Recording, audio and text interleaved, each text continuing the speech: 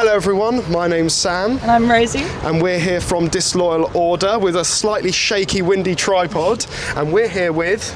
Matt from Ransom. Big up. Hammerdown Festival. Now, we have one very important question to start off with. Okay. Which is, what is your go-to meal deal order before a gig? If you were to buy a meal deal or some lunch before a gig, what are you getting? This is really interesting because I never eat before I gig. Okay. Some people say, I always say you should never eat and sing. Some people think I can't sing, but I mean, there's other things. But I just certainly can't eat. The guys always stop when we're travelling up to gigs up north. They always travel up, on the motorway. We stop off at all the sort of got to get to the service places, station. and I'm sitting there going, oh, no, I'm not going to anything. And they sit there eating Cornish pasties, pizza. They go, whatever you want to do, they'll have it, and I'll do it in front of me, and they'll eat it. And occasionally I might have the odd cookie or something that's not too No sweet treat. Do you have a favourite service station? Do you know, there's one in Oxford service yeah, station. Big up! Oxford services, that's my go-to. Like big up. Yeah. What's the really posh one? Have you been to that one that's like... Oh, what? Up north. Up north? North. It's proper posh. Up north. It's like a farm shop. It's proper. I have. Yeah, when I drove to Scotland. One. Yeah, I pulled in. And there was a you're farm like, shop. a loaf of bread for £60. Exactly. It is interesting. I get to my friend, people start to recognise we come in and have the same conversations a bit off the wall, so we tend to get remembered when we turn up, but we end up going to service stations. There's most of football coaches and plus that we sort of chains and stuff. How you doing? Yeah. Cornish pasty. To go, please. Thank you. So the answer is just pure adrenaline for the gig. For That's me, your meal Red deal. Bull. I guess Red Bull is Red Bull. Any kind of those things like, Red Bull. A bit of caffeine and a beer. Yeah, you're ready to go. And a smile. Oh, beautiful. Feed off smiles. That's what I like. That's that'll what we be live for. £3.50. Exactly. It's going to cost me a if fortune. If you've got a club card, it's 50p off. Brilliant. So obviously you said you've been in the industry for a bit now. Not that you look a day over 25. I like these guys. I like you from Hello. Yeah, this is around the block. I mean, it's a long story. There's a book out called You Know You Love It, all about a band I was in and why I got into it. I've been with Ransom for 7 years. Awesome. They're a great band. They were a covers band playing in pubs, and then COVID happened, and we couldn't play anywhere. And we thought, what do we do? We saw these people sort of like playing in their pajamas in their bedrooms and stuff like that, saying, look at me, don't forget me. And I thought, well, why don't we just try and write some stuff? So under covert, we did. We wrote a song called Lockdown in London, and nice. It kind of got a bit of airplay on HRH and a few other places like that. And so we realised that love Americans as you do. They have no idea who's who. You pretend you're a massive band from the start. We send stuff over. And they just go, yeah, love it. Yeah, let's go. Phone call from some guys in New York. Hey man, you listen to songs on New York radio. We got Matt from Ransom on the phone. Just fake it till you make it. Fake it till you make it. That's exactly. I love that. Is that your advice to bands just now starting out? I think that's in general life. Just fake it. With your wife, your girlfriend. Just fake it. Fake it till you make it. I love it. Because you've been in the industry for a while, do you have any advice for maybe people who are kind of looking to get into the music industry, aren't really sure how? I have actually, and it's something I feel very strong. Do it because you love it. Do it for the love of it. Don't do it for any glory, anything like that. Do it, enjoy it, and write for yourself. Have fun. Just smile. I mean, like, there is no top, there is no bottom. Just enjoy it, and if you do it, just that's what I do. That's what. And I think you could tell when people are on stage and they are fully in it and enjoying it. Yeah. So it's totally, but it's like you guys. You've got this fresh energy, and I see it all the time. And I went through a time I used to rehearse next door to bands like Motorhead and Saxon, big bands, and then I went through other phases where you come over and the Strokes, their first tour, when they came over, they were rehearsing next door to me, and I see all these bands that kind of want to make it. And what I like is that people take their moment. He took his moment. Why not? That's exactly what it's about. Have your moment and take it. And that was it. But I think it's something that I like all the time, and I've mentioned this to you before. I've got a daughter who's nearly 17. She's my yardstick for what you can do. I've always been cheeky, always been like the innuendo and try all that kind of stuff. But I think you have to respect people. So we've got 4 core values of the band, which is humility, dignity, unity, and respect. And we say it all the time, but we'll push the boundaries. We'll push what we can say and what we can't say. Test the waters a bit. Yeah, a little bit. Yeah. Well, obviously. With regards, because we're at a rock and metal festival right now, and staples of these kind of shows are circle pits, mosh pits, wall of death. Do you have a favourite, or are you now a stand at the back kind of guy? I've never been that. I've never been that.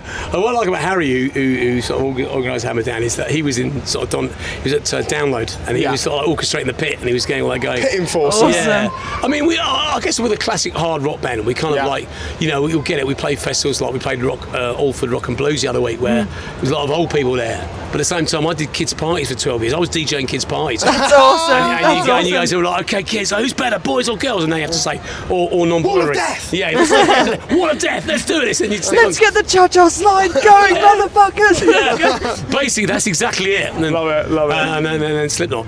Yeah, perfect. So, so are you just all of it? You just love all of it? I love all of it. Do you know what? If you had to pick one. If I had to pick one, I do like that thing that Jason Momoa was doing the other day. Back to the beginning. Yeah, I love that. I love the fact he went up to the band and said, I'm going to do it now. I'm going to go down and it's going to go. Oh yeah, I wish I was there. That's in my where I live. I live in Birmingham, and I couldn't get tickets. Some of these Americans did. How dare they? How dare Don't worry, you're going to get to see Ransom.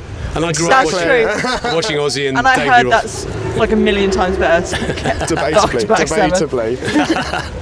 Amazing. So obviously you've probably played quite a few gigs. I have. What would you say one stands out in your mind? The best gig you've played, favourite gig you've played, where you're like, wow, this really is like. Look, we've had a lot. We've had a lot of. I'll tell you what it was, and there's one moment that sticks in my mind, and there's some people here who are actually at that moment. After COVID, where you couldn't play anywhere, and you look at that sort of kind of, no one kind of knew in the future, but it must have been harder for you guys, because obviously, I think we'll know the effects of what it's done in the years to come. We got asked to play Call of the Wild Festival. Cool. And because I've been on Facebook, and you guys have grown up with social media. I didn't, mind you, we didn't have anything like that. If we want to ask a girl out, we go to a phone box and wait for a 10 pence piece, and then if the dad answers the phone, you pull it out. That's oh my God! I remember calling my friends on the landline and being like, Is Millie home? Can I speak to Millie? Yeah, exactly that. It was that kind of like nervousness, of kind of that. But so we arrived at Call of the Wildest in Lincolnshire, and I walked across the field, and people come up to me and asking for selfies and asking for my autograph, and I was thinking, what's going on? I'm nobody, and it just really affected me, and I was thinking, this is crazy, the power of social media, which I didn't realise. Yeah. We were playing 3 o'clock in the afternoon in the kind of tent. There were 2 bands on the main stages. Yeah. We went on stage, and the place was packed. It was amazing. Awesome. And they just this roar at the end of the song, and I just stood and I just cried. I'm gonna say this on video. Yeah. It was just I said, I've been doing this 40 odd years, and this right here was this just moment, incredible. and now it's just excelled from there. We supported Massive Wagons. We've gone out and played, Caldwell 5 Volt, Planet Rockstock 2 years in a row. That's awesome. We're actually playing. Well, I can't mention what we're doing next year. Or soon to be announced. Soon to be announced stuff. We've got some more people to just take that moment right now, and this is what it's all about. Amazing. So another question we have is, if you could have written a song that someone else has written, what song would you want to have written? That's very interesting. There have been many songs over the years. It's funny how different interpretations of stuff. I remember there was a band called Y&T, and they're still going now, bless him. The guitarist, he's a guitarist, Dave Menichetti. I wrote a song called I Believe in You, and I remember one day just listening to this feeling. I'd seen a film called Picnic at Hanging Rock, which was about it was a mythical thing, because I went looking for them and they didn't exist, but it was actually a book.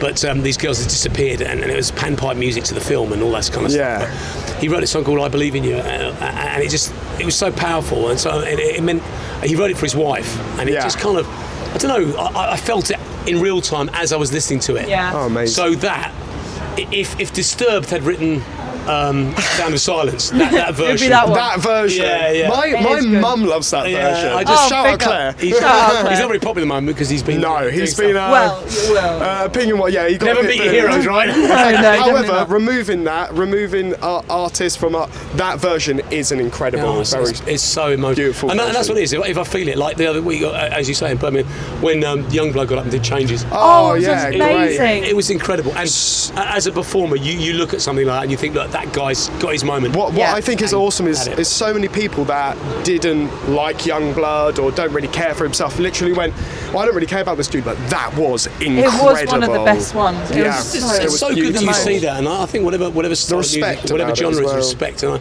I do that. I grew up on watching. I've seen Davey Roth, I've seen Ozzy Osbourne, I've seen people like great performers, crowd, and that was kind of what I wanted. I like people who perform, get away, but who take their moment and just and just have it. And at the end of the day, it's about entertaining. We're a band that plays probably 100 gigs a year. There's no band like us. We play covers every week and we get slagged off for it because what are you? You covers band, your original band. And whatever, man. We whatever. We just play for do people. It for the love of the game.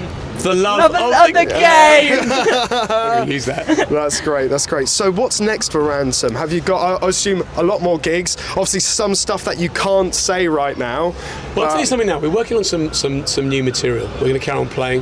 We've got Rock in the Bowl later in Sheffield. I can't tell you about that. Nice. We've got a couple of local festivals that we're doing as well. But we've got some songs we're working on. And the next song, because this is quite funny. We've written 20 songs and sent them all to Planet Rock. They haven't played. They were 25 years. And we played their festivals. And we said last year, 25 years of Planet Rock, and still had time then played one of our records. And we wrote a song called Hell Fuck Yeah, which is a song. We said this is a song they really like, but they won't be able to play it. And it went down really well. But we've got a song that we're working on. I can't get the title of it, but it is. If this song doesn't get played on the radio, there's a what's Come on, going Planet on? Rock, let's go. Come on. There's something wrong. I love that. Yeah, that's kind of brilliant. what it is. All right, so we have one last question for you. Arguably the most important one. Okay. So you're from East London, you're not a Brighton local. Southwest London. East Shit. London's good. I played in East London. No, it's fine. Southwest London. I'm from East London. I'm from Birmingham, it's London, it's a city, it's all the same, isn't it? How big can it be? All right. All right, fine. So, I don't know if you've noticed in the time you've been in Brighton, there's a shit ton of seagulls. First question is, have you been victim to a seagull attack yet? And the second question is, pigeons or seagulls? This is a brilliant question. I'll tell you why it's a brilliant question, because seagulls around here are amazing. I've never actually been abused. I've had a few of them nick my chicks before, and I've fed them, and they are big. They are unusual. They're one. Where I live, we have like a lot of fence, and because I come from Surrey, a place where Yeah. they chuck their keys in and stuff like that, you probably see me Channel 5 programmes. We have pigeons that come and sit on my fence, and it's a dogging site. They literally, they sit there and they fly down, and then they sort of have a quick one, and then they go away. A quickie and fuck off. Yeah, that's it. So I'm with pigeons all day long. So You're a pigeon, Brilliant. team Love pigeon. it. Team pigeon. That is the correct answer. It is we That two is are the team correct pigeon, big answer. up. I loved you. Let's have a team hug. Let's have a team up, let's go. Oh, what a nice Brilliant. time. Thank you so much for joining us. You fucking legend. We've been Sam and Rosie, and this is Matt From Ransom. Whoa, And this has let's been go. Disloyal Order. Thank you so much. You guys are great, and so are you. Big up. so Thank much. you, bye.